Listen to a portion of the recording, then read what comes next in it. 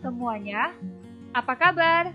Hari ini kita ketemu lagi dalam video pembelajaran Bahasa Indonesia kelas 6. Masih ingatkah kamu dengan guru-gurumu yang mengajar Bahasa Indonesia di kelas 6? Nah, mari Miss mengingatkan lagi ya, satu persatu.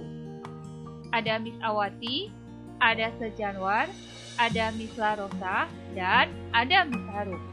Kami berempat berharap kalian tetap rajin belajar dan mengerjakan tugas-tugas dengan tepat waktu. Tetap semangat belajar ya.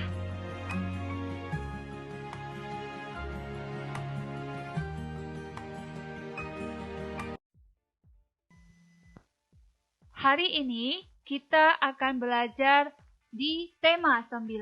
Nah, ada apa di tema 9? Kita akan mempelajari bagaimana menyampaikan penjelasan tentang tuturan dan tindakan para tokoh serta penceritaan penulis pada teks fiksi. Nah, kamu masih ingat tidak apa itu teks fiksi?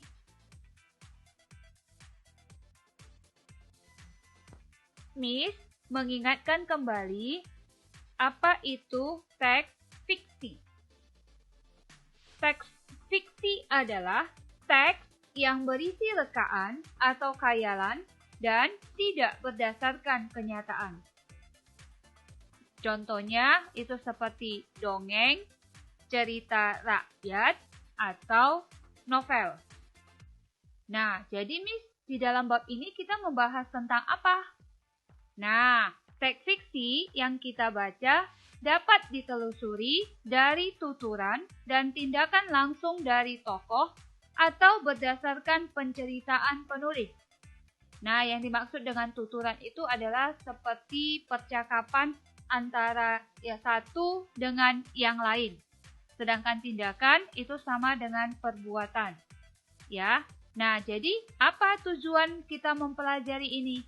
Agar kita dapat mengetahui unsur-unsur dalam cerita tersebut.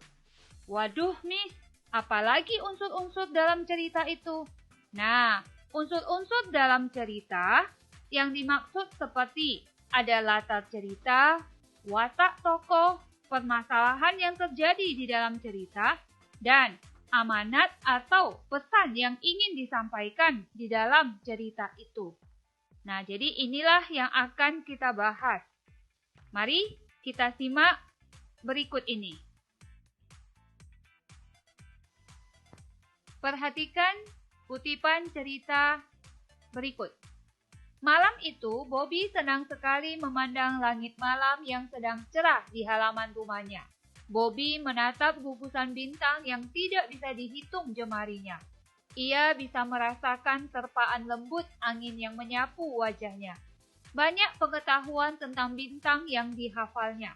Ibu bahkan sampai geleng-geleng kepala jika dia sudah berceloteh tentang bintang.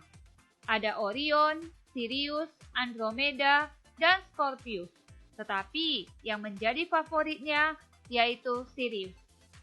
Nah, ini adalah kutipan cerita singkat yang di dalamnya tokohnya adalah Bobby. Nah, apa yang mau disampaikan dalam cerita ini? Yang pertama, Bobby memandang langit malam di halaman rumahnya. Nah, ini berarti apa yang sedang Bobby lakukan. Jadi peristiwa apa yang terjadi dalam cerita itu, ya. Nah, yang kedua, bagaimana sifat tokoh cerita si Bobby? Ya, Bobby pintar. Tertulis dalam kalimat, banyak pengetahuan tentang bintang yang dihafalnya. Nah, yang ketiga, latar tempatnya itu adalah halaman rumah dan latar waktunya malam hari. Jelas ya, ada tertulis, Bobby senang sekali memandang langit malam yang sedang cerah di halaman rumahnya. Jadi itu menjadi latar tempat, sedangkan latar waktu adalah dari perkataan malam hari. Nah, yang terakhir, apa amanat atau pesan yang ingin disampaikan dalam cerita tersebut? Itu mengajak kita supaya rajin membaca sehingga dapat menambah wawasan kita. Sampai di sini jelas ya? Nah, inilah yang dimaksud dengan unsur-unsur yang terdapat di dalam cerita. Perhatikan cerita berikut. Cerita ini ada di dalam buku ESPSmu, Bahasa Indonesia halaman 122 sampai 123. Cerita ini terdapat percakapan antara bulan, bintang, dan matahari, di mana bulan merasa dirinya lebih hebat dari bintang dan matahari. Sehingga bulan mau bersaing dengan matahari untuk membuktikan siapa yang lebih hebat. Jadi, bulan memiliki sifat sombong. Nah, kamu bisa membedakan cerita Bobby dengan cerita bulan, bintang, dan matahari. Di dalam cerita Bobby, itu tidak terdapat kalimat percakapan. Sementara di dalam cerita ini, banyak sekali dijumpai kalimat percakapannya. Miss ambil contoh ya, kamu boleh lihat yang bagian atas. Mengagumimu, belum tentu. Mungkin mereka mengagumi kami, kata sebuah bintang.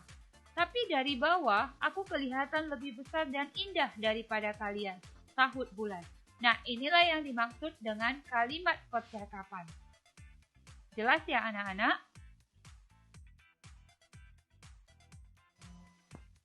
Perhatikan contoh cerita fiksi berikut. Judulnya Kura-kura di Angkasa. Nah, kamu bisa baca ceritanya ya. Di dalam cerita ini, dikisahkan bahwa keluarga kura-kura sangat terkenal karena kebaikan dan keramahannya.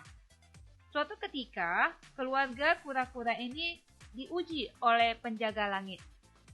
Nah, penjaga langit datang ke rumah keluarga kura-kura menyamar menjadi seorang pengemis yang berwujud kera. Penjaga langit ingin mengetahui siapakah di antara keluarga tersebut yang paling baik hati. Nah, sesampainya penjaga langit di rumah kura-kura, ia meminta makanan kepada keluarga tersebut. Tetapi, anak kura-kura menolak dengan halus kepada pengemis. Maka sang pengemis pun terkejut. Akhirnya, sang pengemis membuka penyamarannya. Ternyata, dia adalah, ya betul, penjaga langit. Akhirnya, keluarga kura-kura meminta maaf kepada sang penjaga langit.